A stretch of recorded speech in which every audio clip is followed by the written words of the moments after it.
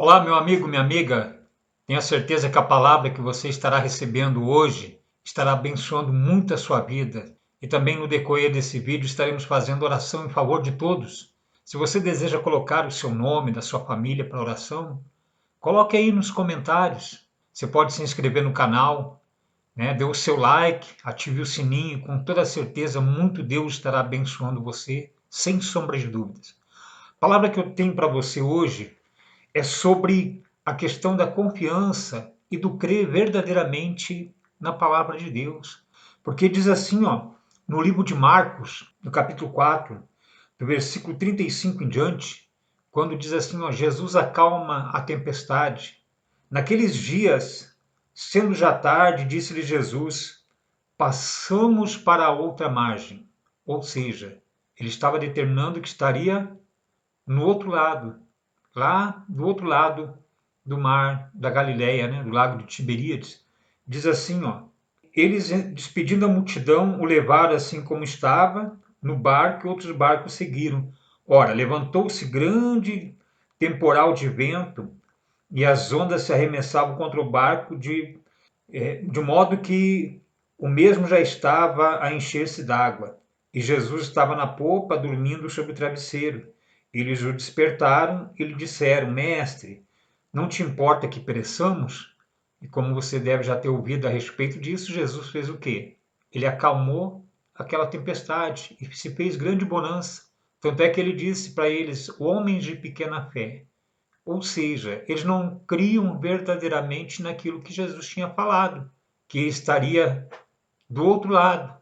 Passamos para a outra margem, ou seja, nada poderia impedir deles chegarem lá do outro lado. Assim como é falado para as pessoas que o que Deus tem preparado para elas justamente é para abençoá-las. Mas uma coisa é entendida: a bênção de Deus é para quem? É para os filhos, verdadeiramente.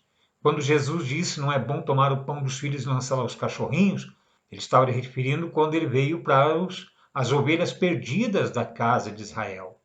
E uma coisa é certa, Deus não trata a nós como ovelhas. Isso era falado com respeito no antigo pacto, na antiga aliança.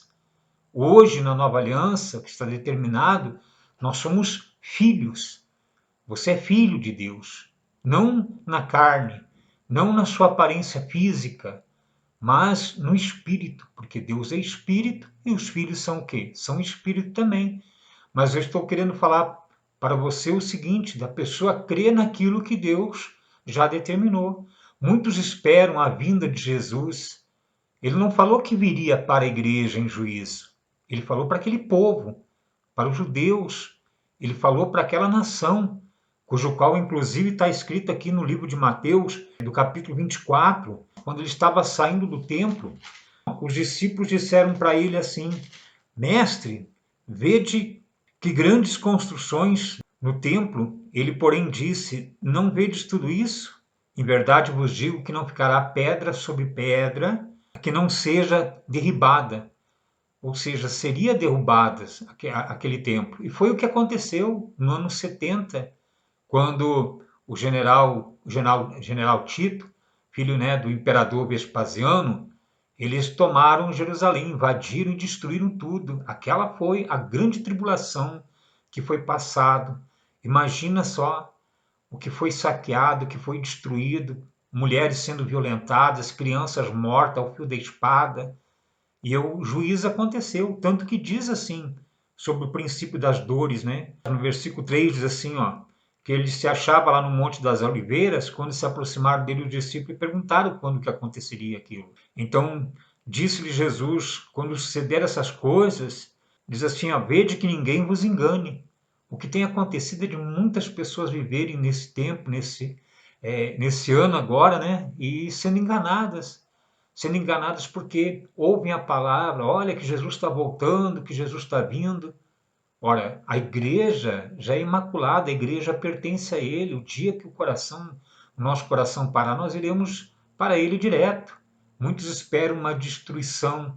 E a palavra de Deus diz que geração vem, geração vai, está lá em Eclesiastes, mas a terra permanece para sempre. Está entendendo? O que acontece aqui, ó, quando ele diz assim, ó, e será pregado o evangelho do reino por todo o mundo, diz assim no versículo 14, para testemunho de todas as nações, então virá o fim. Ou seja, o evangelho no tempo de Paulo ele teve 3 viagens missionárias no mundo que se foi formado naquela época. Não existia o novíssimo continente, não existia a questão, depois que foram descobertas as Américas, no ano de 1942, né, quando Colombo descobriu a América, e em 1500, quando Pedro Álvares Cabral descobriu o Brasil. Isso é história, isso está relatado no livro de história, tudo.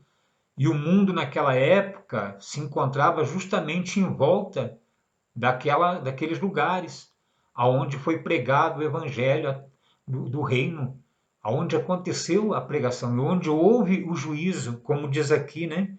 Olha só, quando aconteceu dele pregar aqui no capítulo 24 de Mateus, no versículo 29, e diz assim, ó, logo em seguida da tribulação daqueles dias, o sol se escurecerá, a lua não dará sua claridade, as estrelas cairão do firmamento e os poderes do céu serão abalados. Aqui ele estava falando na linguagem justamente dos judeus, porque havia uma linguagem figurativa. Tanto quando lá em José teve um sonho, né, que o sol e a lua se inclinaram diante dele e as estrelas, ali, até quando Jacó disse assim, mas como se ele estivesse fora de si, dizendo que ele ou a mãe dele se inclinariam diante dele, porque eram autoridades. Aqui estava se referindo justamente às autoridades naquele tempo, sumos sacerdotes, né, os fariseus, escribas, aqueles que dominavam sobre o povo. E eles não teriam mais vez. Por quê? Porque quando o templo foi destruído, acabou tudo. Hoje só existe mais um lugar chamado Muro de Lamentações, que inclusive é uma parte, né, fora do que era do templo. E o templo não existe. O templo feito pela mão humana, tanto que Deus não habita em templo feito por mãos humanas, isso caiu tudo por terra, foi tudo destruído. Tanto que diz assim, ó, então aparecerá no céu o sinal do Filho do Homem. Não está se referindo ao Cristo ressuscitado. O Filho do Homem era Jesus de Nazaré. Quando ele foi para a cruz, que ele ali deu a sua vida, derramou o seu sangue, foi justamente para que o pecado fosse tirado. O pecado original, cujo qual fazia a separação de Deus com os homens. Hoje, nós temos a presença de Deus na nossa vida. O Espírito Santo habita em cada um de nós. Nós não precisamos buscá-lo, porque aqueles que vêm, que são revestidos de carne e sangue, o que acontece? O Espírito, ele já pertence a Deus, ele já é de Deus, ele é um com Deus, ele é um com o Criador. E o que diz aqui na palavra assim, ó? Então aparecerá no céu o sinal do Filho do Homem, todos os povos da terra se lamentarão e verão o Filho do Homem vindo sobre as nuvens do céu, com poder e muita glória. Ou seja, isso significava juízo. Tanto que no próprio livro de Mateus, quando o sumo sacerdote estava lá interrogando a Jesus, no capítulo 26, no versículo 64, olha só. Respondeu Jesus, tu disseste, entretanto, eu vos declaro que desde agora vereis o Filho do Homem assentado à direita do Todo-Poderoso e vindo sobre as nuvens do céu. Então o sumo sacerdote rasgou as suas vestes, dizendo, blasfemou, que necessidade mais temos de testemunha? Eis que ouvimos agora a sua blasfêmia, porque ali estremeceu aquele sumo sacerdote, Caifás, né? Ele estremeceu porque ele sabia que Deus vindo sobre nuvens seria vindo em juízo. E juízo contra quem? Juízo contra mim? Juízo contra você? Não. Era juízo contra aquele povo, que diz assim, inclusive, olha só, no capítulo 24, no versículo 31. Então enviará os seus anjos com grande clangor de trombeta. E olha só o que diz assim no versículo 34. Em verdade vos digo que não passará esta geração sem que tudo isso aconteça. Não está falando da minha geração, da sua, nem da geração do século passado, nem na geração de 1000 anos atrás, não. Está falando da geração da época dele. quando Jesus estava aqui no seu ministério terreno. Ele disse: não passará esta geração. O que acontece é que as pessoas hoje têm trazido, têm futurizado, têm dito que vai ser agora, que vai ser amanhã, que vai ser daqui, né, pelos acontecimentos que tem tido. Olha, acontecimentos ruins, eles têm, é todo dia. É todo dia. Por isso que nós temos que estar em constante oração. Por isso que nós temos que orar. Por isso que a recomendação é que nós não devemos de parar, mesmo que você não estiver falando, pronunciando palavras, mas no Espírito.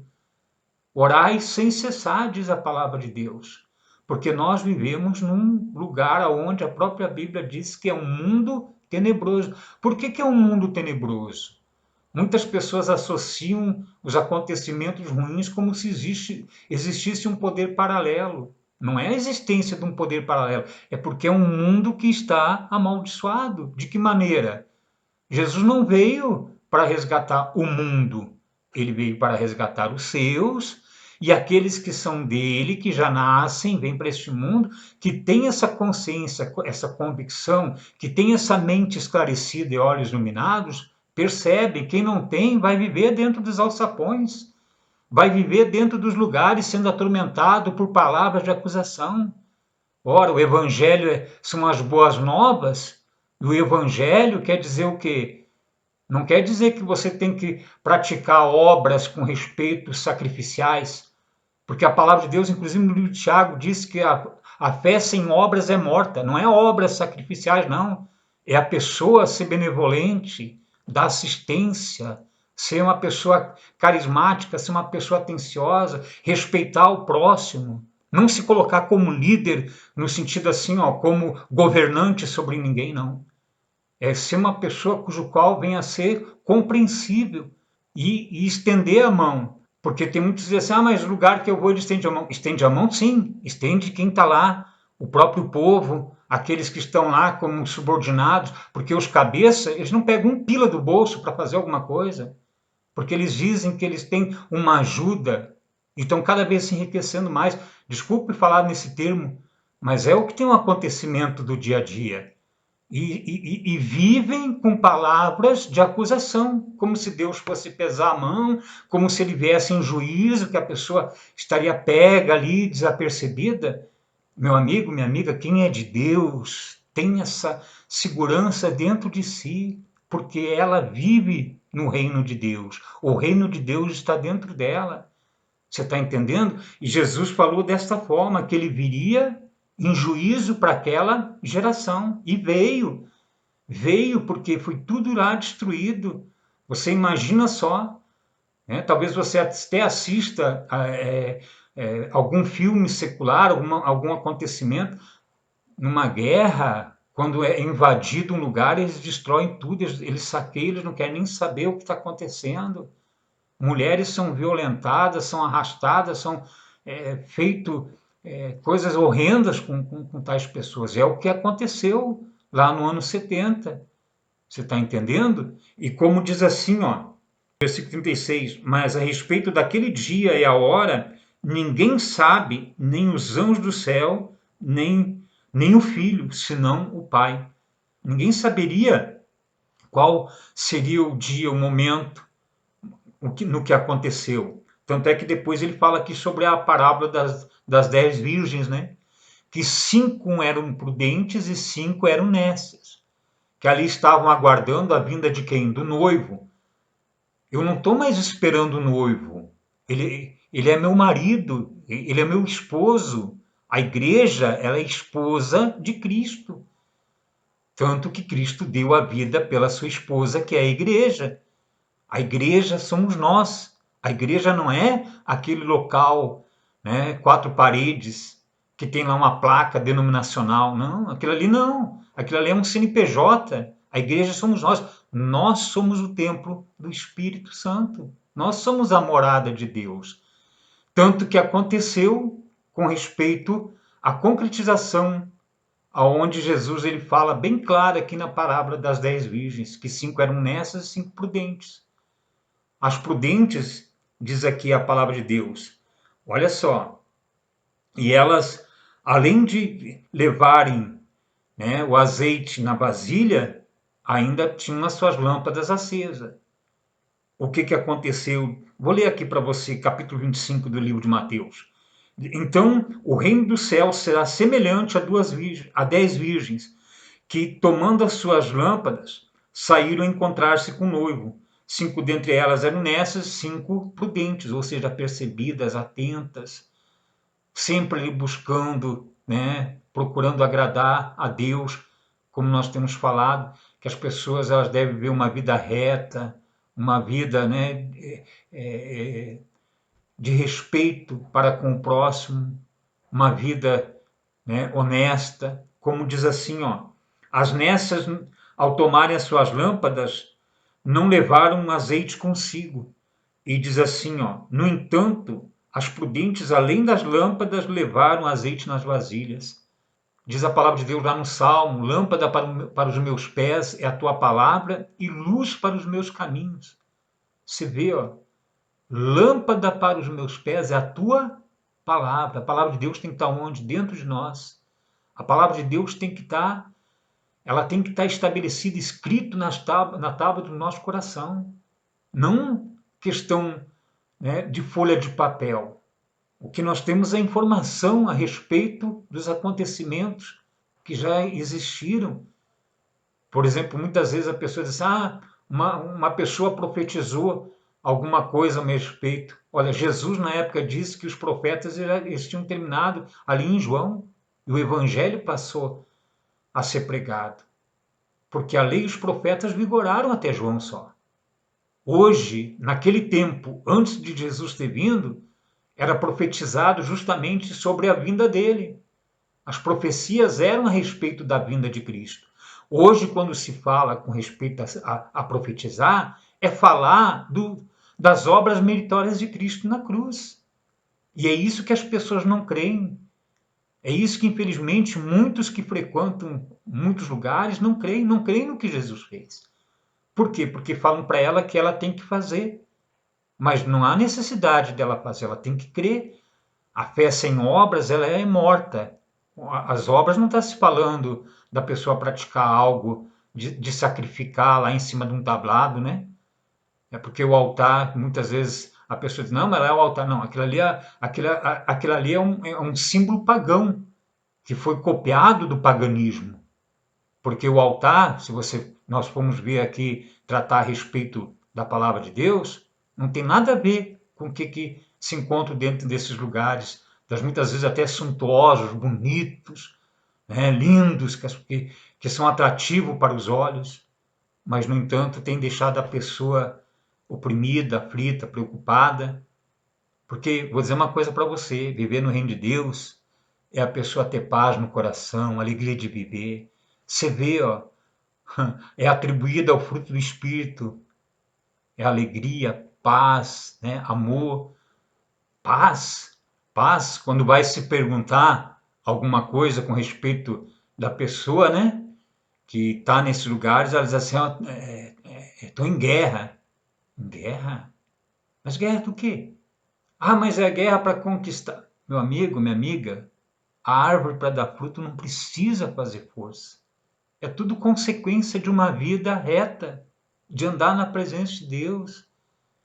E olha só o que aconteceu. 5 eram prudentes, 5 nécias, e as prudentes, além da lâmpada estar acesa, ainda levavam azeite de reserva, ou seja, é o Espírito Santo habitando, é o Espírito Santo que faz morada em cada um de nós.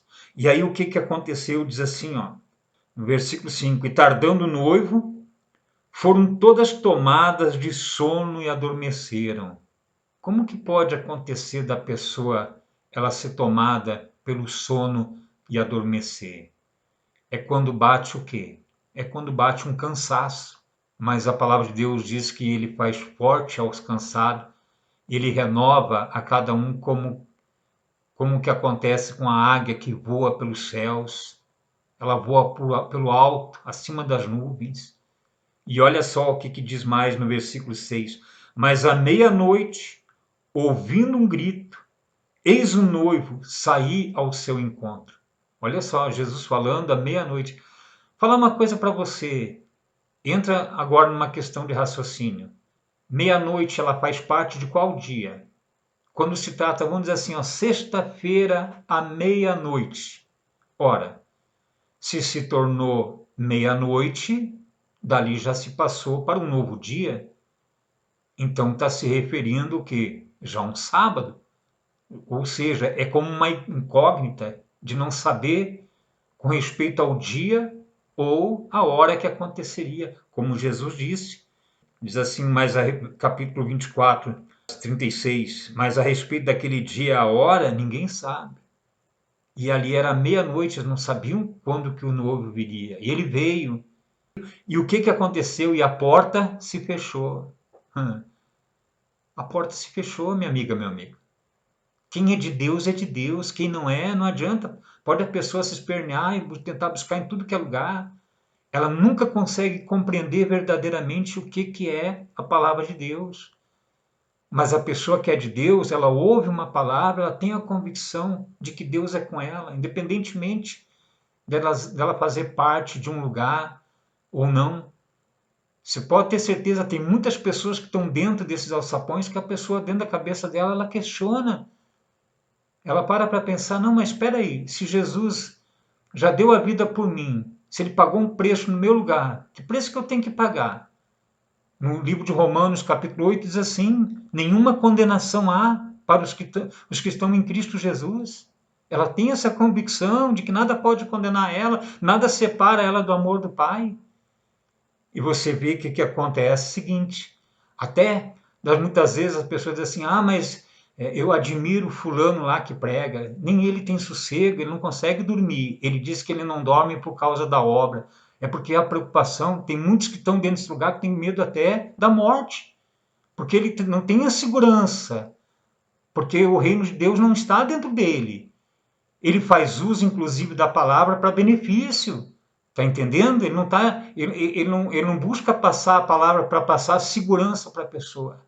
Porque um dia que ele for passar a segurança verdadeiramente para a pessoa daquilo que está escrito na palavra, ele vai ter que abrir mão de muita coisa que ele pratica. Você está entendendo? E diz assim, ó. Então se levantaram todas aquelas virgens e prepararam as suas lâmpadas. E as nécias disseram às prudentes: dai-nos do vosso azeite, as nossas lâmpadas estão se apagando. Mas as prudentes responderam: não, para que não nos falte a nós e nem a vós outras, ide antes aos que vendem e comprai. Comprar algo que é gratuito, porque pela graça sois salvo. Graça é favor imerecido. Ou seja, pelo amor incondicional do nosso Pai Celestial, Ele nos deu vida. E vida, essa vida é uma vida abundante. Então você vê que há uma segurança, há uma paz, há uma certeza, uma tranquilidade dentro de cada um. Você está entendendo? Por quê? Porque além da pessoa ter a palavra de Deus dentro dela, ela tem a certeza de que o dia que ela parar de respirar, que o coração dela parar de bater, ela vai retornar para o Pai. Está entendendo? Por isso que ela vive uma vida tranquila, uma vida segura. Ela deita a cabeça no travesseiro para dormir. Isso cumpre o que está lá em Salmos, no capítulo 4, no versículo 8, né? Em paz eu me deito e logo pego no sono, porque só tu, Senhor, me faz repousar em segurança. Davi, que, se, que proferiu isso, tinha essa segurança, essa certeza. E você vê que o Espírito Santo, no antigo pacto, na antiga aliança, ele vinha numa visita sobre aqueles que realmente tinham temor e tremor com respeito à palavra de Deus. Você vê que hoje o Espírito Santo, ele habita em cada um de nós. E eu tenho a certeza que você é uma pessoa muito abençoada. Por isso que nós oramos, porque como eu havia falado, nós vivemos num mundo tenebroso. Jesus já disse, já basta o dia pelo seu mal. Outra passagem que fala a respeito assim, que o dia mal vem contra todos. O dia mal se levanta. Nós estamos num mundo onde o próprio Deus disse lá para Adão, né? Maldita é a terra por sua causa. Então, se tornou um mundo maldito. Quando Jesus veio, os judeus questionavam a respeito dele, ele disse assim, ó, o meu reino não é deste mundo.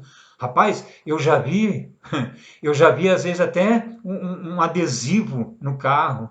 Não sou o dono do mundo, mas sou o filho dele. Se Jesus disse que o reino dele não é deste mundo, e ele disse assim, vós sois cá de baixo, eu daqui de baixo não sou.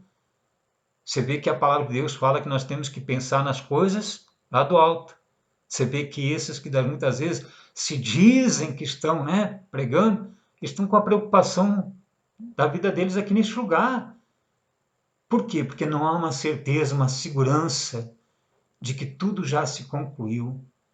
Você vê, ó, quando houve a destruição do templo, foi o último inimigo a ser derrotado, a morte, porque aquele templo de pé era um ministério de condenação e morte. E a morte, ela foi vencida, foi destruída. Deus é contigo. Meu Deus, eu tenho a certeza que essa pessoa já está muito abençoada.